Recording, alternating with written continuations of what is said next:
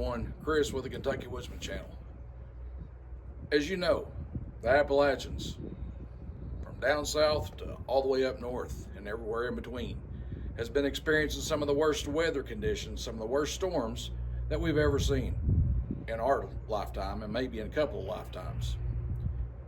And I have figured out through some of these storms that we've had that there is certain tools that will benefit me and you in the event of a storm. These are tools that I actually used during our major flood back in 2023 when we had the flood here in this area. It was a very major flash flood. Many people lost their lives, many people lost their homes, people lost all kinds of property. I had a whitewater river running through my yard. Garage got flooded. I mean, it was a mess.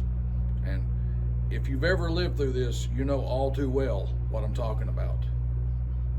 So what I wanted to do in this video, I wanted to kind of go over a few of the tools that I found very good to have after the storm. So let's get started.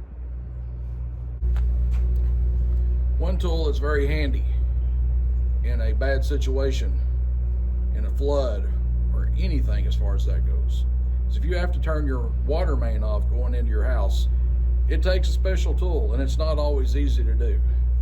I recommend getting a water main key for turning the water off at your water meter. These are very inexpensive and it can save you a lot of issues. Another very handy and very nice piece of tooling or equipment to have is a good generator. When the power's out, especially after one of these major storms, you have no idea how long the power will be out. Ours, in the case of the 2023 flood, was out for nearly 3 weeks. So it was very nice to have a generator to at least provide a little bit of power. We couldn't run the big things, but we could run lights and we could run, the refrigerator and stuff like that, enough to keep things from ruining and all that. Very nice to have. You can get them in any size. You can get them big enough to run a whole house, or you can get them just big enough to run a camper. This one right here is a 5,000 watt, and it's probably about half the size of what I need. I need something more like closer to 10,000, but it did the job, at least enough for what I needed it to do. Another item that I recommend finding you some of these small barrels like this and filling them with water. Now, not necessarily water to drink, which you could do that as long as you know the barrels are not been had any bad chemicals in them, but water enough to flush commodes and at least wash your hands and do stuff like that. Water was so scarce the first 2 or 3 days after the flood that, we was getting pretty desperate. So it's always handy to have extra water, and by extra water, I would say at least 100 gallons. This right here will hold about 30 gallons, and I have other vessels that I keep water in as well now, so I've always got water if the water goes out.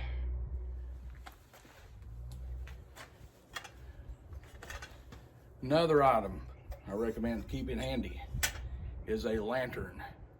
You can either have propane, you can have white gas, Coleman fuel, they have battery powered. There's all kinds of different types of light source. This would provide, I guess, your main light in the evenings when you're sitting in the dark. It keeps you from sitting in the dark. Another item I recommend is to keep some type of small flashlight on your person at all times, especially right after the storm.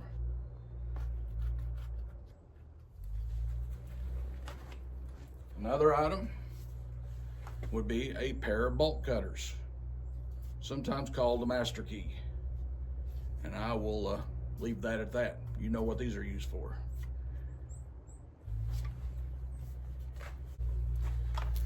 Another tool I recommend having is at least a small propane stove. You can use it for boiling water to sanitize water. You can use it to cook on. It's definitely nice to have in a pinch. If the power's out, this is how you're going to cook.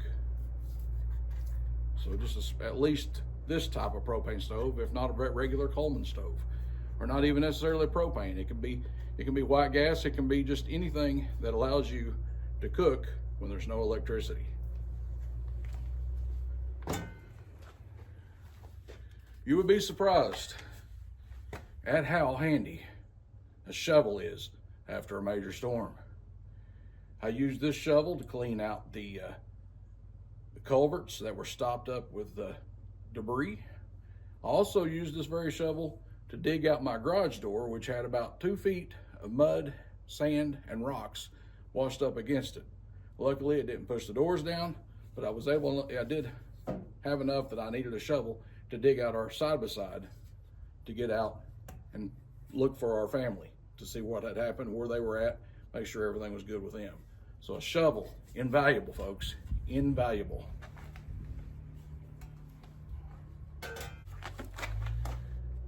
Now I'm to the last item I'm gonna show you, and that will be a chainsaw. This chainsaw will save your bacon. It'll get you out of tight places. If you're trying to get down the highway, that was one of the things we ran into, was the roads was all blocked by fallen trees and all that. When you come up to it, if you've got a good sharp saw, good saw, you can saw your way through it pretty quick and get on your way. So a chainsaw is invaluable. That being said, a saw like this has its use as well. Definitely cannot do with this what you can do with the big steel, but you'd be surprised what this little saw can do in itself. This has been my recommendations for tools after the storm. I'm sure other people's got plenty of other things that they would add to it. There was other things I could have added to it, but it would have made the video way long. But these are some of the things that I consider crucial and things that I actually used the morning after the storm. Folks, I appreciate you watching, and I'll see you on down the trail.